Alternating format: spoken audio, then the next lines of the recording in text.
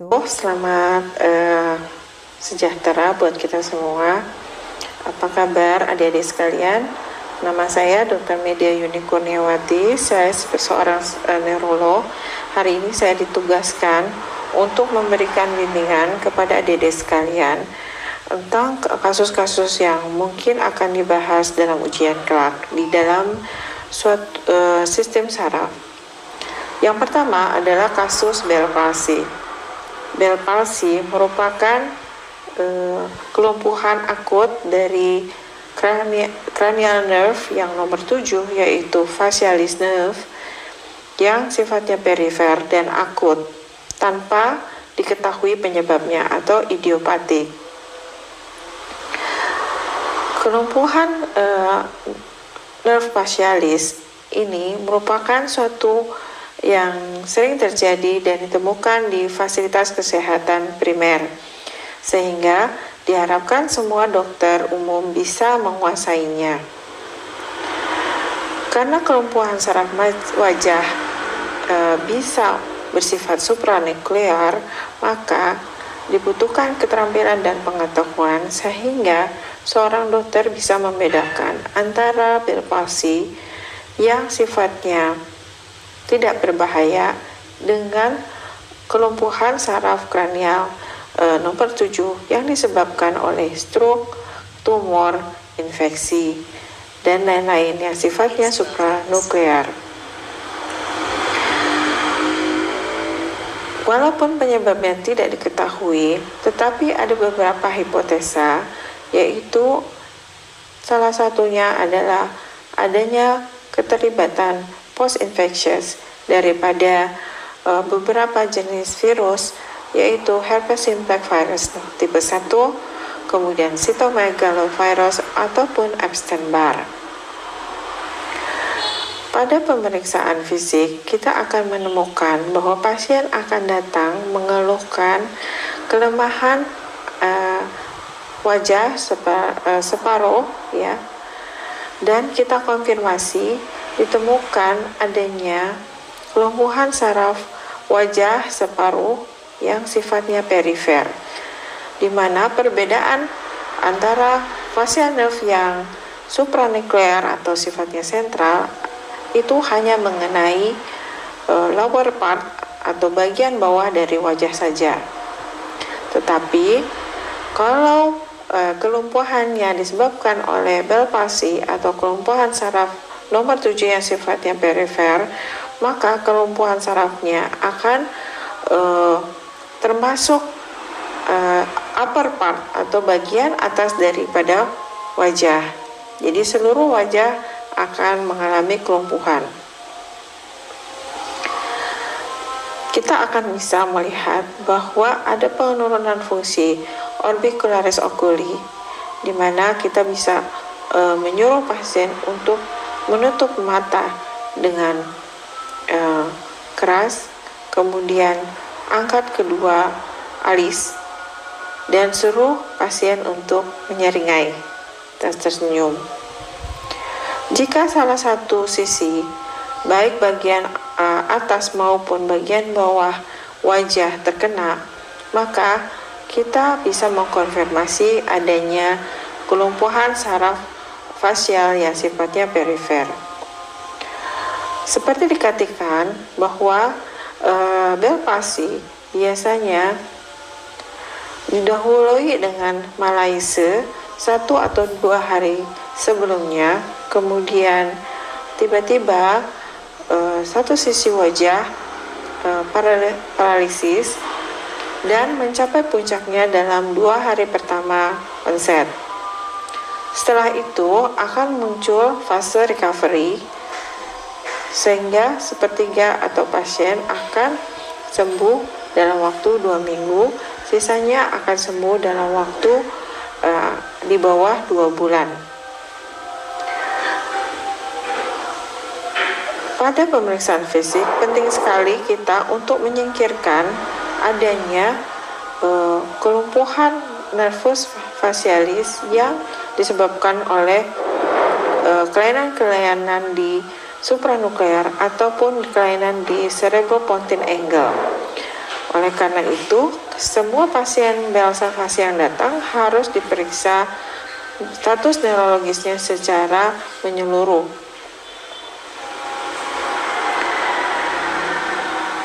Apakah ditemukan kaku kuduk? Apakah disertai dengan gangguan paresis nervus cranialis yang lain?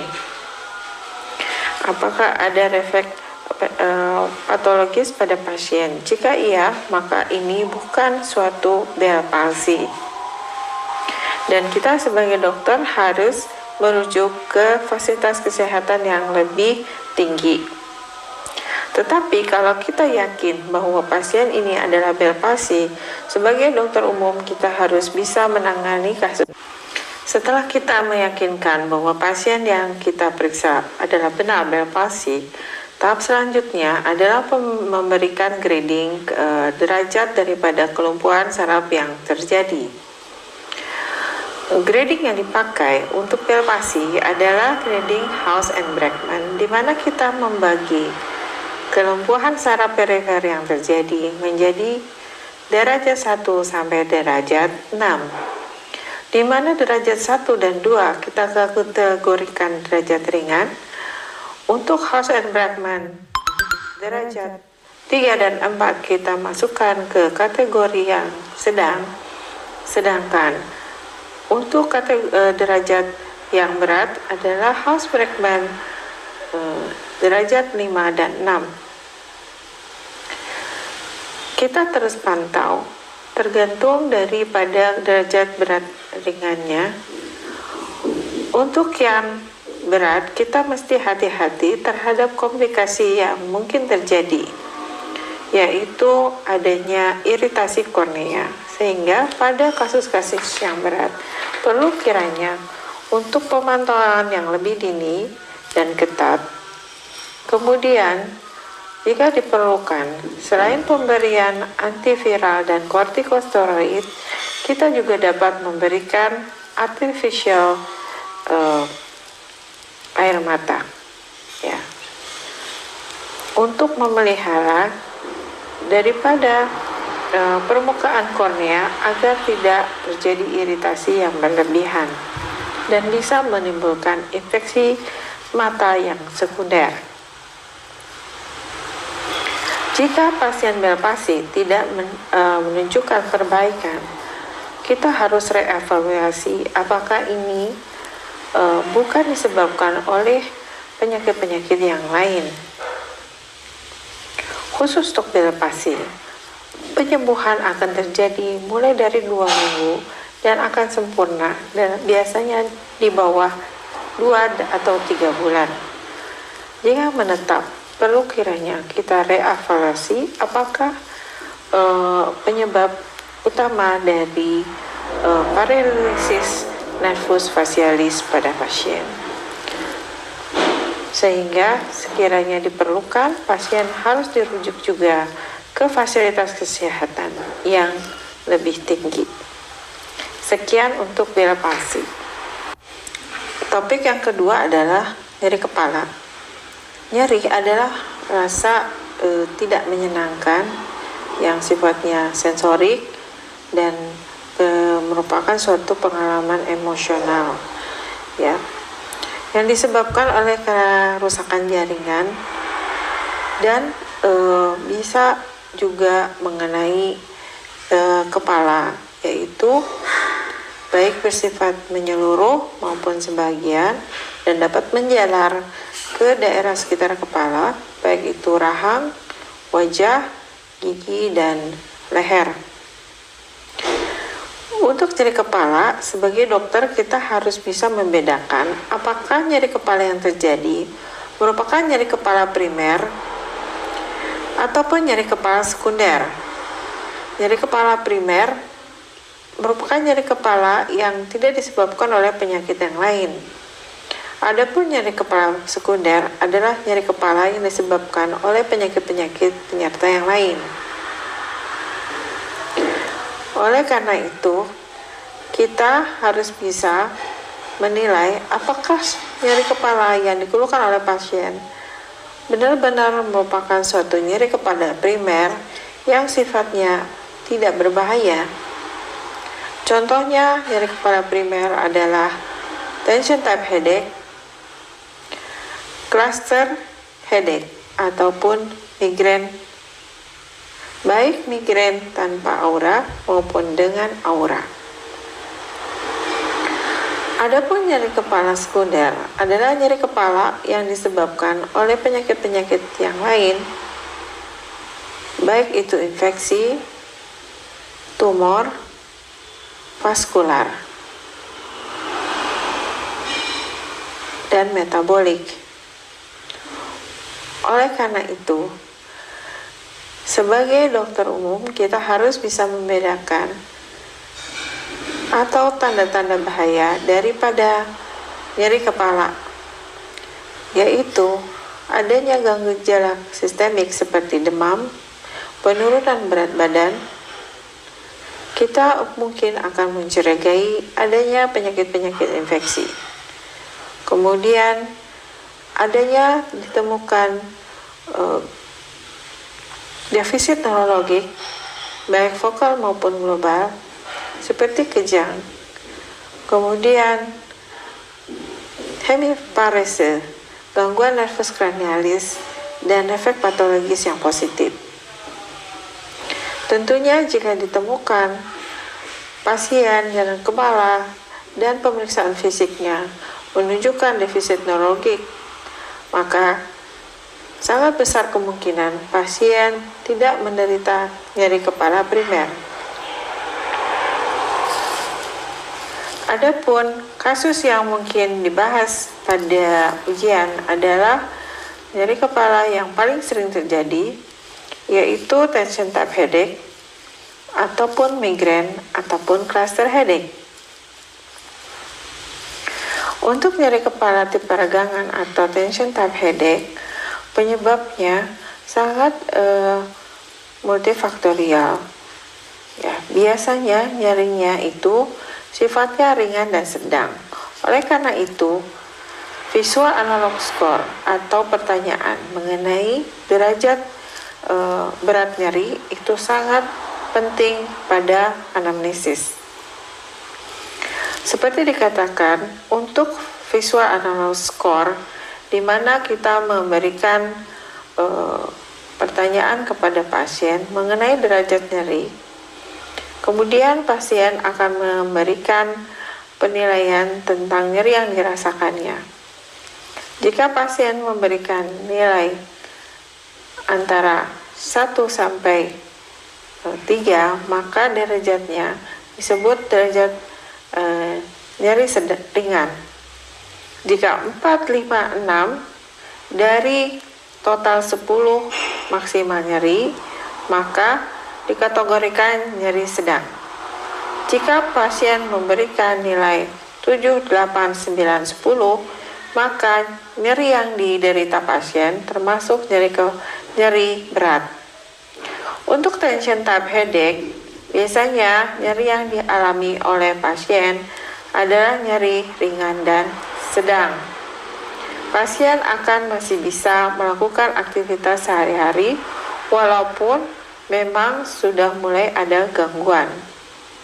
Biasanya ada gangguan tidur dan masalah psikologis yang melatar belakangi seperti beban pekerjaan yang terlalu tinggi. Lokasi daripada nyeri kepala tipe regangan atau tension type headache biasanya berada di puncak kepala, kemudian bisa menjalar ke belakang kepala sampai ke leher dan bahu. Sifatnya seperti terikat atau tertekan.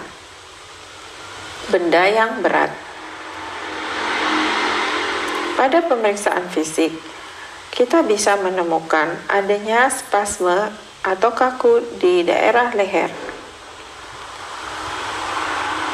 Tetapi dalam pemeriksaan status neurologis yang lain, kita tidak akan menemukan suatu abnormalitas. Untuk migrain atau nyeri kepala sebelah, biasanya didahului oleh aura, walaupun ada beberapa kasus migrain yang tanpa disertai aura.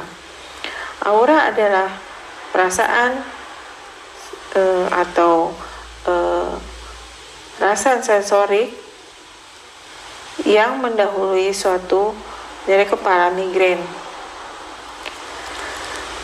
Aura ini bermacam-macam, bisa berupa kilatan pada mata, kekakuan pada leher, atau kesemutan pada anggota tubuh. Nyeri kepala migrain biasanya antara 4-72 jam. Intensitas nyeri yang dirasakan antara sedang dan berat. Biasanya pasien migrain tidak pernah mengeluhkan nyeri kepalanya sifatnya ringan. Oleh karena itu, rata-rata pasien migrain mesti berhenti dari pekerjaannya ketika serangan migrainnya itu terjadi. Bisa disertai mual dan muntah, fotofobi dan fonofobi. Karena migrain sifatnya berat, maka biasanya pasien membutuhkan terapi abortif segera. Yang ketiga adalah cluster headache. Cluster headache juga merupakan nyeri kepala primer, namun sifatnya jarang ditemukan. Sifat nyeri kepala cluster mirip migrain, yaitu intensitasnya tetapi berat.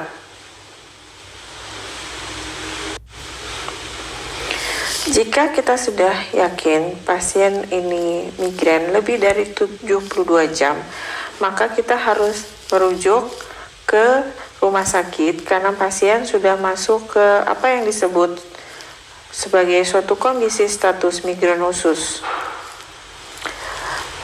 Tetapi jika pasien ini hanya migrain biasa, baik tanpa atau dengan aura alias classical migraine, maka sebagai dokter umum kita bisa memberikan terapi, baik itu terapi abortif maupun terapi preventif. Terapi pada nyeri kepala itu bisa diberikan obat-obatan abortif, baik untuk nyerinya. Khusus untuk tension type headache, kita bisa memberikan paracetamol ataupun NSAID. Pemilihan obat NSAID harus diputuskan menurut kondisi yang ada pada pasien. Kemudian, jika diperlukan, semisalnya pasien sudah masuk ke dalam nyeri kepala kronis, yang lebih dari 3 bulan, maka diperlukan terapi preventif. Biasanya kita dapat memberikan antidepresan trisiklik. Khusus untuk migrain, pemberian abortif bisa diberikan obat-obatan dari jenis daripada ergot maupun triptan. Sekian dan terima kasih. Kasus yang ketiga adalah vertigo. Yang akan dibahas di kali ini adalah dominant paroxysmal positional vertigo. Vertigo atau rasa berputar, baik diri atau lingkungan, dapat disebabkan oleh berbagai kondisi dan penyakit yang melatar belakanginya.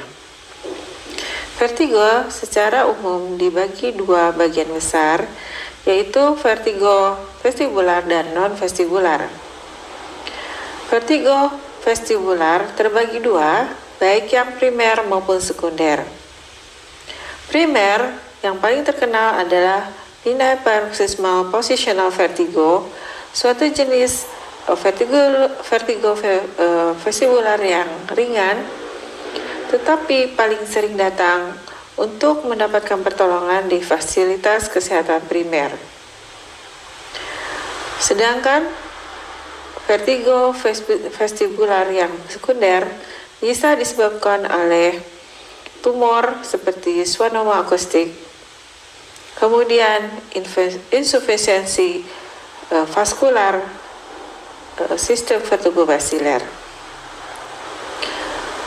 Untuk vertigo yang non-vestibular bisa disebabkan oleh psikogenik, polineuropati, ataupun hiperventilasi. DPPP dalam penegakannya memerlukan anamnesa dan pemeriksaan fisik yang teliti sehingga kita dapat memilih mana yang betul-betul BPPP dan bisa menyingkirkan vertigo yang lebih berbahaya.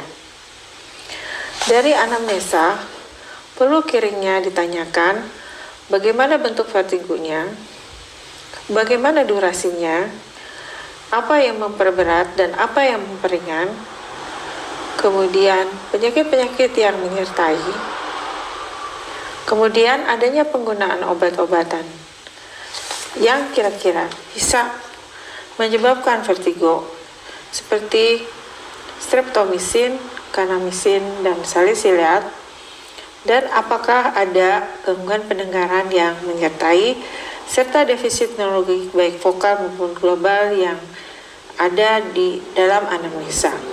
Setelah itu kita lakukan pemeriksaan fisik baik itu status internal maupun status neurologis.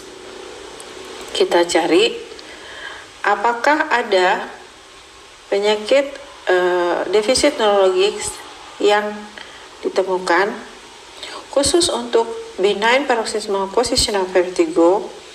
Pemeriksaan fisik neurologis harus menunjukkan tanpa kelainan kecuali pada pemeriksaan vestibular, yaitu yang paling terkenal adalah pemeriksaan Dix-Hallpike. Setelah kita melakukan anamnesa dan pemeriksaan fisik, dilanjutkan dengan apa yang disebut dengan manuver Dix-Hallpike. Pemeriksaan Dix-Hallpike dilakukan di tempat tidur. Pasien kita jatuhkan ke tepi tempat tidur dengan posisi horizontal yaitu di bawah 45 derajat dari horizontal tepi tempat tidur. Kemudian kita miringkan dengan cepat 45 derajat ke kanan. Kemudian kita perhatikan nistagmus yang terjadi. Bagaimana sifat dari nistagmusnya, ke arah mana komponen cepat yang terjadi, fase laten, dan apakah terjadi fatigue atau tidak. Untuk vertigo vestibular yang perifer sifatnya, maka akan terjadi fatigue. Sedangkan pada vertigo vestibular yang sifatnya sentral tidak akan terjadi fatigue. Vertigo nistagmus yang terjadi akan menetap untuk jangka waktu yang lama, lebih dari 1 menit. Setelah dilakukan pemeriksaan Hallpike dan kita menemukan bahwa pasien kita mendukung suatu vertigo vestibular yang sifatnya perifer, maka diagnosis benign paroxysmal positional vertigo dapat kita pertimbangkan, dan kita mulai memberikan terapi kepada pasien, baik itu terapi kausal yang merupakan terapi yang paling baik, terapi simptomatik bisa diberikan calcium entry blocker, antihistamin, benzodiazepin, maupun terapi rehabilitatif. Untuk terapi rehabilitatif dapat diberikan edukasi ke pasien untuk segera melakukan apa yang disebut manuver Abley, sehingga adaptasi dan proses belajar kembali terhadap gangguan keseimbangan pasien terjadi sedini mungkin. BPPV merupakan suatu kompetensi yang harus dimiliki oleh seorang dokter, sehingga cara menanganinya diharapkan menjadi suatu keharusan untuk dikuasai.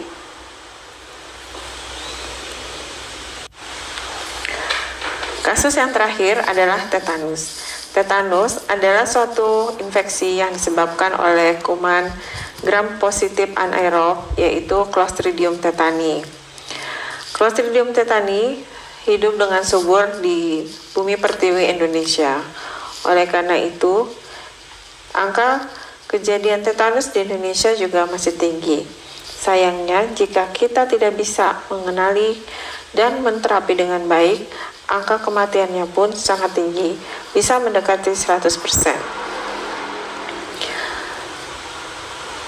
Kuman ini menyukai lesi-lesi kulit atau luka jaringan yang sifatnya dalam dan kecil, sehingga terbentuklah suasana anaerob yang sangat disukai oleh kuman Clostridium tetani ini.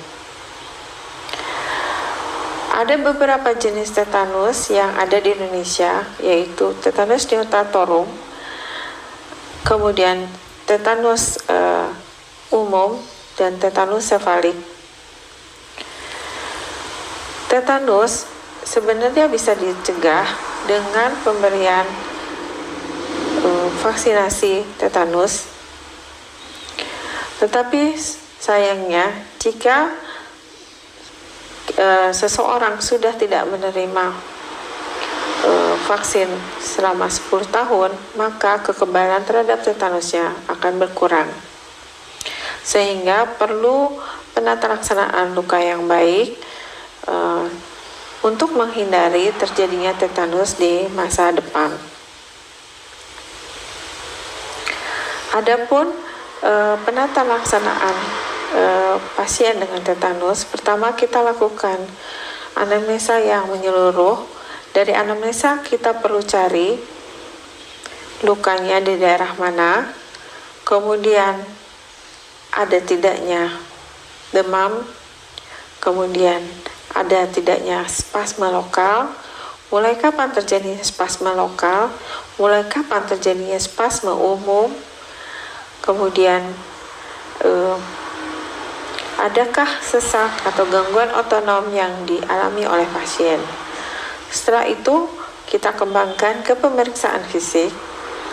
Kita periksa mulai dari status lokalis, kita cari di mana lukanya, kemudian kita deskripsikan, kemudian setelah itu kita bisa lanjutkan kepada pemeriksaan rigiditas dan spasme, baik itu lokal maupun umum.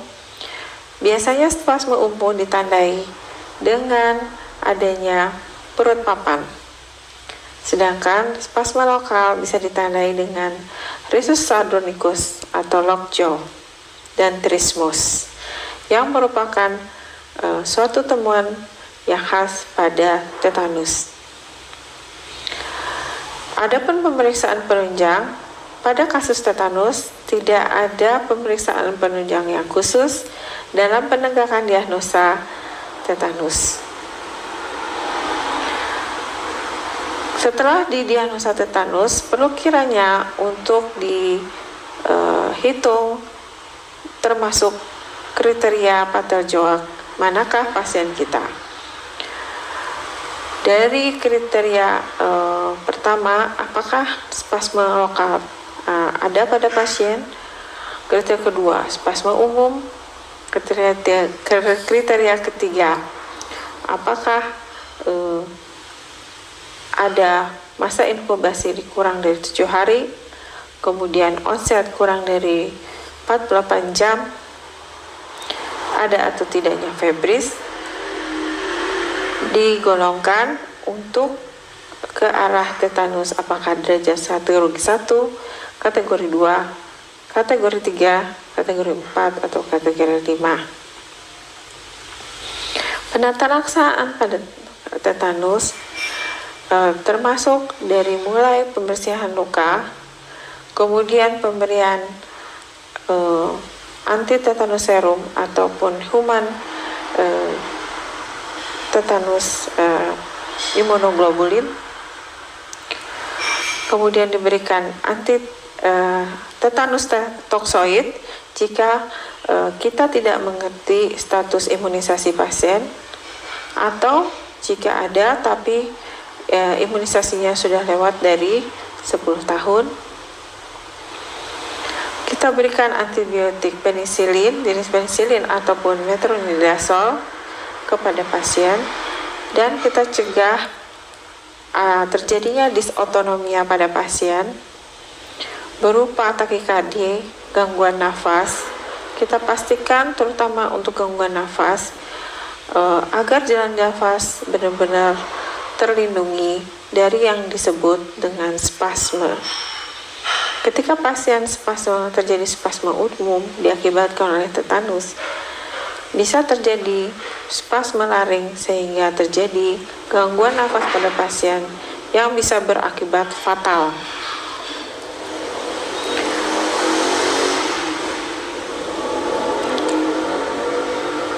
Kemudian yang terakhir, kita pastikan nutrisi yang diterima oleh pasien mencukupi selama fase recovery yang biasanya memakan waktu 2 minggu sampai 1 bulan lamanya.